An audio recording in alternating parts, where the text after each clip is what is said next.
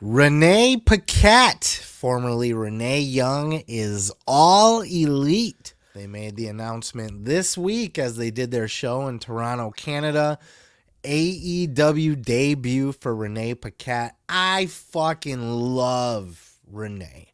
I love Renee. I think she's a national treasure. I think she's a goddamn peach. I think she's a wonderful person, a wonderful personality. She's a huge get for AEW and a huge loss for the WWE, quite frankly. And it was in this particular podcast on these sessions where Renee took the entire show to chat with her producer, Emilio, about her decision to join AEW. And she did have an offer on the table from WWE that she turned down in order to go to AEW. Of course, her husband just signed a 5-year contract as well. I'm sure that had a lot to do with it too. But check out this clip from Renee's podcast Sessions and hear her thoughts on why she joined AEW. So how did the conversation get broached? Did Tony come up to you one day and was like, "Hey, this is what we're thinking. Would you like to do this?" Like, how did that convo start? So it's kind of funny because as much as I had been around a lot, I really never talked to Tony about coming into AEW. And a lot of it was this is probably going to sound bad, and I'm sure people are going to take this out of context, but honestly, a lot of it was talking to Jon, of being like, man, like I want to get back I want to be back in the wrestling world. I miss being around it. I miss doing stuff. And, you know, as he's like thinking about like what the shows look like and his role on the shows and all that, like most of our conversations were internally between Jon and I, about figuring out like, yeah, I want to do something. I want to come back. I don't know what that conversation is. How are we going to go about that kind of thing? And him and Tony are obviously very close. They spend tons of time talking about things. So I think it was more so like them talking about it, because I don't know if it was like, I think a lot of people just thought that I was sort of like done with wrestling to a degree. And maybe they didn't want to like ask me to do something they thought that I didn't want to do, or they didn't want to step on Jon's toes, or any of those things. Like it could have been, and those are all very real things that could have been. Well, you know, again, just to circle back, because you said initially the conversations were with Jon, and then Jon and Tony probably had a discussion about it, and then Tony probably had a discussion with you about it. It all happened really fast. Like it literally happened so fast, where like all of a sudden like Jon and I have been talking about it, and then like, yeah, it felt like the next day my manager is calling me being like, oh yeah, they're reaching out, I'm getting the contracts coming through. I was like, wow, that was like a real quick turnaround. Holy shit. Yeah. So did you initially, what did he say with you? Like, what was his like words of assurance? What was like, not even the creative rollout, but what did he tell you? Was there any like concerns or fears on your part to go from one company to the next company? Like, what was that? Did you have any trepidation? Like, how was he talking to you like during the process? Because interviewing him and just speaking to him in passing is a completely different beast, as to now he's going to be your employer. So like, how did that conversation go? So it's funny because during all of this, I've not even talked to Tony all that much about it, just because there's not really been much that we need to talk about until now I'm there. You know, I think it's like the lead up to is kind of like, cool, come in. He knows my skill set. He knows what I'm bringing to the table. So I think it's more of a, let's get you in here. Let's just start working. And, I think we like figure it out as we go. So she joined AEW because she felt like she had done everything that she could possibly do in WWE. And, to be quite frank, she had a bad experience last time she was there. She left with a little bit of a sour taste in her mouth. She was getting screamed at by Vince McMahon, and she knew right then that was when she was done with WWE. Now Vince isn't there, but she still chose to pick AEW. I'm sure most of that has to do with her husband. Her husband's happy there. Renee's got a spot there now. They can just be a happy employed husband and wife. But there's a bigger problem here because Renee brought up something just casually talking about the whole thing that jumped out to me, and this jumped out in the Saraya interview with Chris Jericho this week as well, which I did review earlier in the show. If you're watching or listening to the full podcast, if you're just checking out clips, you can hop on over and check out the clip of Saraya on Talk is Jericho as well. But it's kind of the same thing here. Renee said that she really didn't talk much with Tony Khan about it. That communication was mostly through Mox, and that she was brought in basically with no game plan at all. That she was just brought in just knowing that you're an asset, you're a talent, we'd love to have you here, and we'll just figure it out as we go. I don't know, fucking go introduce the show with a microphone and, I don't know, do a backstage interview or something. I don't know, whatever. What do you want to do? I don't know. We just want Renee on the roster.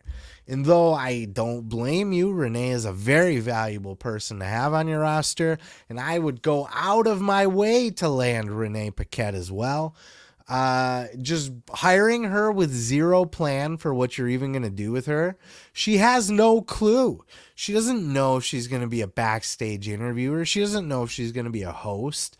I mean, I think she has kind of an idea, but this was never like she never had the big sit down with Tony Khan, the big game plan of, this is what I have in mind for you. This is where I see you. This is how I'd like to use you. She's barely even talked to the guy, if at all. She got a fucking contract like immediately. Basically, like she basically just had to think about it and was like, oh yeah, here you go. You know, because of Mox, I'm sure Tony has a lot of respect and a lot of value for Mox, so he can probably pretty much get anybody a job there that he wants to. You know, he had a huge hand in getting Saraya a job there, and of course Renee. And the fact that Tony didn't really take the time to sit down and have that conversation with Renee or Saraya is just a really bad sign. We all have this feeling that he's overstressed. He's got too much on his plate with his football and his other football, the real football over in England, or the real football in America, however you want to look at it. And then you got fucking the AEW and his stats business and everything else that Tony's doing. He's being torn in a million directions. He doesn't even have time to call a fucking Renee Paquette or a Saraya on the phone to say, hey, I would love to have you in our company. I value you greatly. Here's what I see in you. Here's what I see for you. Here's what I'd like to do with you. What would you like to do? How can we get this thing going? No, it's got to go through fucking Jericho and Moxley. And why? Why? This is a bad sign. He's not even running his fucking company, dude. He's hiring everybody that he can get. And then once you're there, you're on your own. Okay, you're here. Glad you're here. He even told Saraya she doesn't need to show up for work if she doesn't want to. She mentioned that in her interview with Jericho. I know we're talking about Renee's right now, but it's the same thing. I'm on the same rant here between the two of them. Because I think Tony Khan's running a really shitty business right now. A really shitty business. And the fact that you don't have the time to spend with a talent like Renee Young or a Saraya, you're fucking insane. You're squandering your talent at this point. I can't believe either one of them turned down a WWE deal to come to AEW at this point. Look, I was one of the biggest AEW marks you will find. You know, I've talked about that on this show before. I was sick of Vince McMahon's WWE. I barely watched. I was down to pay-per-views only, and then even at that point, I was skipping some pay-per-views even too. And then AEW came along, and I was just like, boom, that's my shit. I'm in. And I gave them the leeway. Yes, they're rough around the edges. Yes, they need to fix this. They need to fix that. But they're new. They're an upstart. They're hungry. They're feisty. They're in the game. And then they bring in my favorite of all time, CM Punk. And now just the CM Punk mess and they're continually horribly booking everybody. And just these things that keep coming out about the company backstage and everything. And now we're hearing that Tony Khan is not even taking the time to talk to these new hires. And you've heard it before from like a Jonathan Gresham. And you know, when you hear that in a vacuum, you hear Jonathan Gresham say it, or Jack Evans say it, or Marco Stunt. You're like, yeah, it's Marco Stunt and Jonathan Gresham. Why would I take the time? Why would Tony Khan have fucking 2 minutes for either one of those guys? Talk to fucking Christopher Daniels. Quit bothering me. You know what I mean? Like, but Saraya is a star. Renee Paquette is a megastar. Both of them are megastars. You handle them differently. You handle them with class. You never want to give them the impression that they don't even know what they're going to be doing when they get there, or that you're really not even that interested and your friends had to push for you to get in. It's a mess. It's a mess over there. So look, in conclusion, like, I am super happy Renee Paquette is in AEW. I love Renee. I think she's a quality human being. I love her podcast. I think everything she does is great, except for maybe commentary. But she's a fucking wonderful talent and a huge get for AEW. It just worries me that I don't think they have a fucking clue what they even want to do with her. She's just going to be walking around like, you want me to interview this person or something? Like, now she's stepping on Tony Schiavone's toes because she's doing what Tony Schiavone was doing, and now they're just splitting up the work. And it's like, you had fucking, wasn't Dasha in WW or AEW for a little bit? I don't know if she left or if she's still there. And then you got fucking DDP's daughter is there too. I don't know. It just seems like a big mess. And the more that comes out about it, the more I'm highly concerned and the more I'm losing faith. I really am.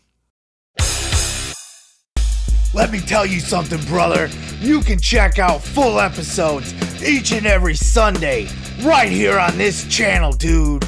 Don't forget to like, don't forget to subscribe, and don't forget to take your vitamins and say your prayers, brother.